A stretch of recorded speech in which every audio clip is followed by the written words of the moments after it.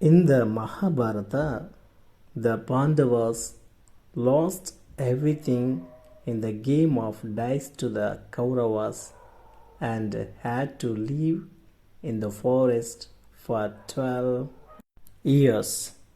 During this period, they had to constantly move from place to place for safety and to meet their daily needs. One day, in the 12th year, the Pandava brothers wandered deep into the forest in pursuit of a deer. The sun was hot overhead, and the five brothers grew more and more weary and thirsty. Yudhisthira sank down under a tree to rest and said to Nakula, "Brother, climb the tree and see whether there is any pool or river nearby." Nakula climbed the tree, looked around, and said, "At a little distance I see water plants and cranes. There must certainly be water there." Yudhisthira sent him to fetch some water to drink. Nakula was glad when he got to the place and saw that there was a pool. He was very thirsty himself and so thought of quenching his thirst first before taking water in the quiver for his brothers. But no sooner did he dip his hand in the transparent water, he heard a voice which said, "Stop, Nakula! Do not drink. This pool belongs to me. O son of Madri, answer my questions and then drink the water." Nakula was surprised, but carried away by his intense thirst and heedless of the warning, he knelt down and began to drink the water. At once he began to feel terribly drowsy and he fell down, to all appearance dead. When Nakula did not return for a long time, Yudhisthira sent Sahadeva to see what the matter was. Sahadeva also ignored the warning. He drank the water and at once dropped down. When Sahadeva too failed to return, Yudhisthira sent Arjuna to see whether the brothers had met with any danger. Arjuna went swiftly. He saw his brothers lying dead near the pool. Heartbroken with grief, he wanted to avenge their deaths. However, he too was overwhelmed by a monstrous thirst, which compelled him towards the fatal pool. Again, the warning voice was heard. "Answer my questions before you drink the water.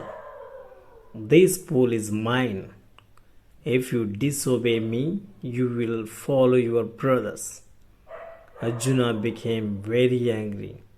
He cried, "Who are you? Come and stand up to me and I will kill you."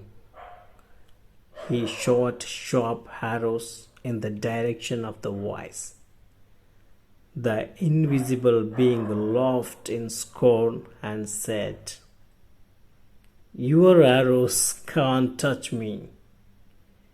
Arjuna wanted to destroy this unseen foe, but first he had to quench his terrible thirst. So He drank the water and also fell down dead. After another anxious wait, Yudhisthira turned to Bhima. Dear brother, even Arjuna, the great hero, hasn't returned. Something terrible must have happened to our brothers. Please find them quickly. Bhima hurried away without another word. Like Arjuna, Bhima also did not heed the warning and drank the water eagerly, glaring around in defiance. And instantly his great strength seemed to slip from him like a garment, and he also fell dead among his brothers. Puzzled and worried that his brothers had not returned, Yudhisthira himself proceeded in the direction his brothers had taken. When he came near a pool, he saw his four brothers lying on the ground, to all appearance dead. He was shocked. He got into the pool to quench his thirst. At once a voice without form warned him. Your brothers died because they did not heed my words. Do not follow them. Answer my questions first and then quench your thirst. This pool is mine. Yudhisthira knew that these could be none other than the words of Yaksha, and guessed what had happened to his brothers. He saw a possible way of redeeming the situation. He said to the bodiless voice, Please ask your questions. The voice put questions rapidly, one after another. It asked, What makes sunshine every day? Yudhisthira replied, The power of God. What rescues man in danger? Yudhisthira quickly answered, Courage. What is more nobly sustaining than the earth? Yudhisthira said, The mother who brings up the children. What is faster than wind? Mind, Yudhisthira replied. What befriends a traveler? Learning. Who is the friend of one who stays at home? The wife. Who accompanies a man in death? Dharma. That alone accompanies the soul in its solitary journey after death. Which is the biggest vessel? The earth, which contains all within itself, is the greatest vessel. What is happiness? Happiness is the result of good conduct. What is that abandoning which man becomes loved by all? Pride.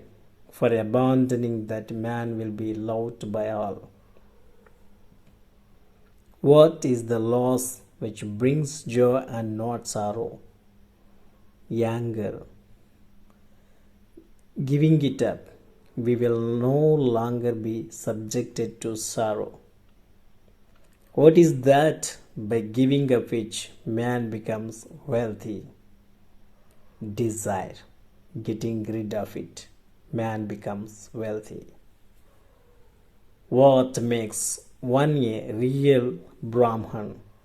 Is it both good conduct or learning? Answer decisively. Birth and learning do not make one a Brahman. Good conduct alone does. However learned a person may be, he will not be a Brahman if he is a slave to bad habits. What is the greatest wonder in the world? Everyday men see creatures depart to Yama's abode, and yet those who remain seek to live forever. This verily is the greatest wonder. Thus, the Yaksha posed many questions, and Yudhisthira answered them all. In the end, the Yaksha asked, O king, one of your dead brothers can now be revived. Whom do you want revived? He shall come back to life. Yudhisthira thought for a moment and then replied, May the cloud complexioned, lotus eyed, broad chested, and long armed Nakula, lying like a fallen ebony tree, arise. The Yaksha was pleased at this and asked Yudhisthira, Why did you choose Nakula in preference to Bhima, who has the strength of 16,000 elephants? I have heard that Bhima is most dear to you, and why not Arjuna, whose prowess enormous in your protection? Tell me why you choose Nakula rather than either of these two.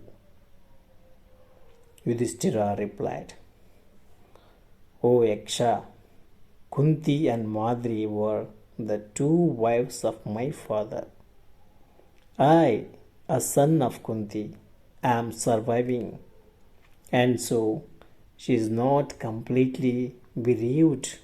So, to be fair, I ask that Madri's son Nakula be revived.